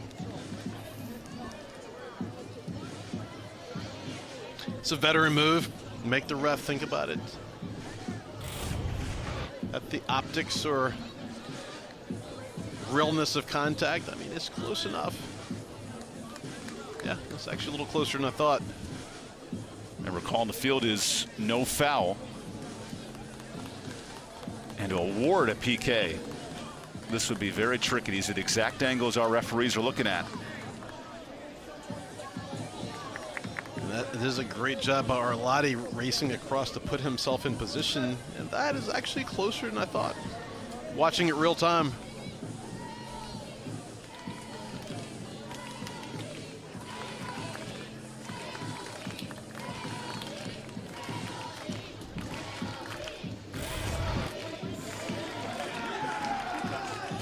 Huge decision. Lucas Feathers presenting.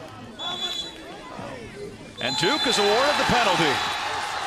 And Ogunle is beside himself. He thought he had a clearance on that, and there was no foul. Looks like from that replay, Arloti was clipped just enough on the back with that back heel. That's a product of relentless chances for Duke, now leading to a golden opportunity. Well, relentless chances and off-the-ball movement. You know, that was an awkward deflection, and Arlotti did a great job of tracking across the box to put himself in position, and sometimes you put yourself in positions. Again, we said mistakes will happen, dangerous things may happen, just the little plays in the margin.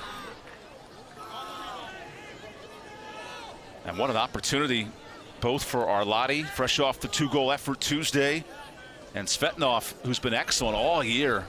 He's going to have to be huge for Louisville to keep this game scoreless. I don't think Bjornson's going to allow anyone to take this but him.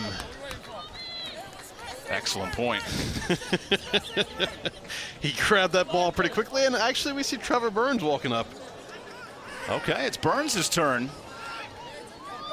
And Burns, he's earned it. He's been the metrodome in the midfield for this team all season, has done the gritty defensive work, the former Georgetown transfer. 70th career match for the veteran, in search of his first career collegiate goal. It's a big vote of confidence. Burns from the penalty stripe.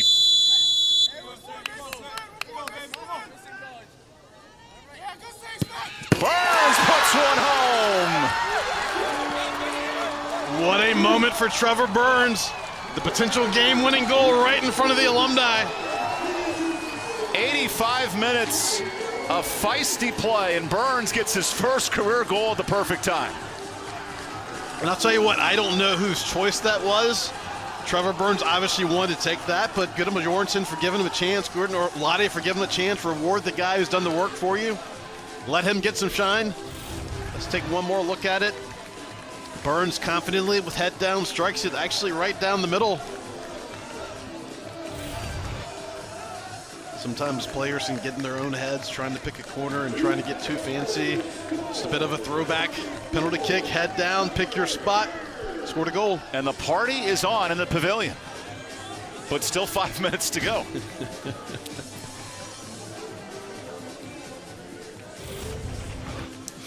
See Burns again, just decisively puts it away. Potential game-winning opportunity. And a lineup loaded with upperclassmen. The senior does his duties. And now can Louisville mount pressure in the closing 5 minutes? And we can see, based on the way Louisville is lining up on this is a football flank formation, the Hail Mary approach. I think they're going for it. One on the long ball that Duke wins. And to that point, Evan, all bets are off at this point. There is no gamesmanship left in terms of sitting in or packing it in. You're down a goal.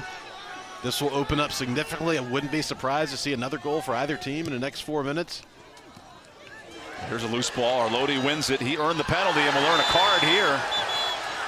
A clear foul on the run of play. There's a yellow.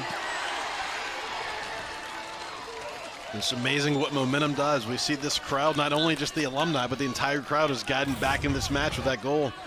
And a lot of it has been Arlotti and his effort. He draws another, just getting again, same thing as the PK, gets a little touch on it right before the foul. And now the training staff coming out. Referee's going to review this to see if this needs to be elevated to a red. I don't think it will be. Now, to this point, you know, the gamesmanship of the game, Arlotti's a guy with a lot of experience. He understands the mindset of a referee. The longer you stay down, now we hope he's okay, but the longer you stay on the ground some point, we saw him stay down with the PK, it gets in the ref's head. Remember, it was a video review that earned the penalty with 5 minutes to go. Now, if it's a red, this essentially makes it even more challenging for Louisville, but down a man and down a goal.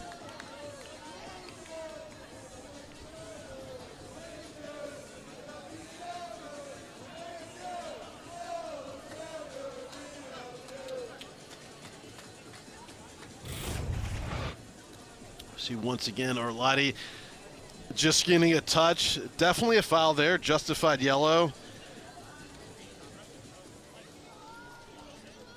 A lot of contact from Boring. I think with him not being the last man back, I personally don't see this getting elevated to a red.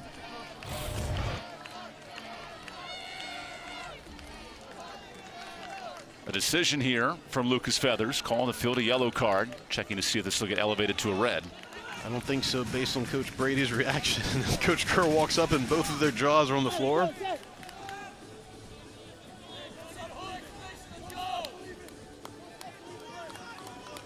Hey, three. Condich. Hey, Condich, all I know. No, Noah. Let's go. So it'll stay as a yellow card, not being elevated. And there's John Kerr knocking the doorstep of win 120 here at Duke on Alumni Weekend. And Gudbjornsson will re-enter for Duke. Rakaj gets the breather in the final 5. Rakaj can finally take that face mask off for good. And not just on set pieces. He can enjoy the rest of this match from the bench. Louisville will have to commit major numbers back on this opportunity. And Hawk can play this in space or on target, whatever he decides. Phil, tight, JV, tight. Let me see.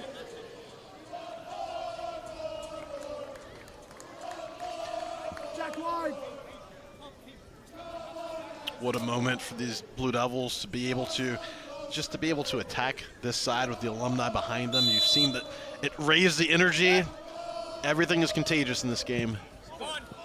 That's well wide, so the clock starts ticking. 4.5 to go. Remember, Louisville, no shots on target yet tonight. One header in the second half, one 2v1 in the first half. All on the first career goal for Trevor Burns, the fifth-year senior.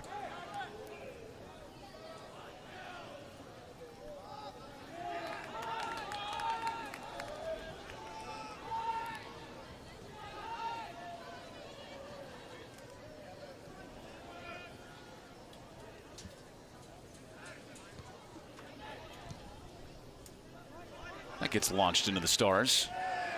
And some contact from Arloti. Okay, well, Louisville take this as a set-piece opportunity.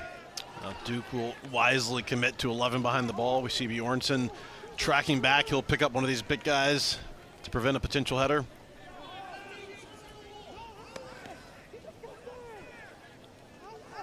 On the foot of Lewis, shot in, well short. Second ball to Louisville. And that chip, ill-intended. The Cardinals shoot it back in. And we see what's changed is Louisville hasn't won any second balls consistently all evening, but now they have to press. We see them condensing the field and pinning Duke in behind the ball. Oh, and a clean tackle. Looks like a card coming as well on Gudbjornsson. So a yellow from that position, and TJ took a big hit. A yellow card. They did. That was an aggressive foul. Bjornsson came in with a full head of steam. You know, and he's fortunate. I don't think he touched the ball at all. And played it a bit late, no doubt. And looked like that boot was a bit elevated. So justified yellow card. Again, I think the referee crew has done a good job keeping this one tame and under wraps. So Leon Kondic, who just entered 10 minutes ago, the Slovenian, he'll combine with Lewis on the set-piece chance.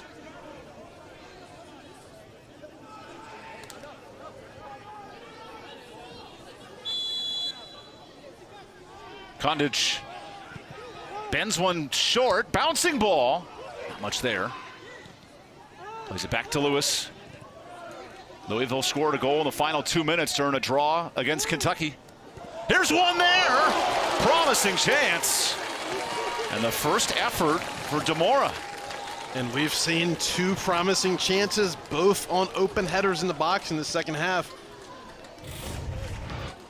Demora again, quick off his line, getting to that one. Bride Bassey in a great spot on that header. He again slipped in between the two center backs. He was in great position.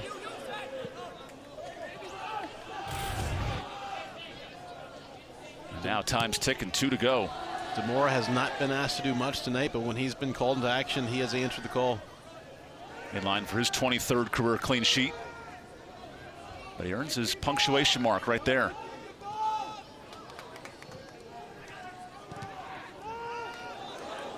And now Duke can counter. Bjornsson letting the referee know mid-play he's on sides. Bjornsson back in the starting 11 tonight. A chip on. Not much oomph on that one. So Louisville with a couple chances to go. Condich will play the long ball. Oh, it's onside. Bright Bassi with space. The Cardinal empty net. Centering ball deflected. And no chance on target. Gabortson doing a great job tracking back. That was a very dangerous opportunity. A man down for the Cardinal. Louisville wins it. And that's kept in play. Well done by Lee. An empty net chance for Louisville. Now a second ball one, but not for long. Well cleared. Bjornsson on the sprint. Keeper out of his cage. Has to punch it free, but back in play.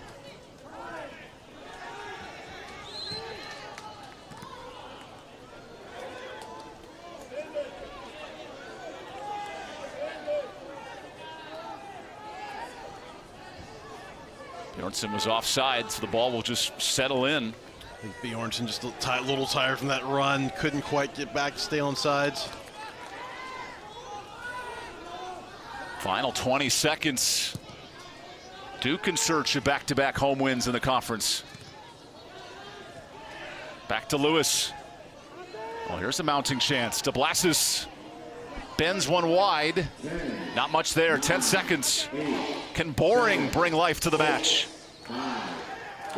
Not much there. The Cardinal one chance late, and the Blue Devils continue to dominate here at home. 3 straight shutouts. It's a penalty kick winner in the closing 5.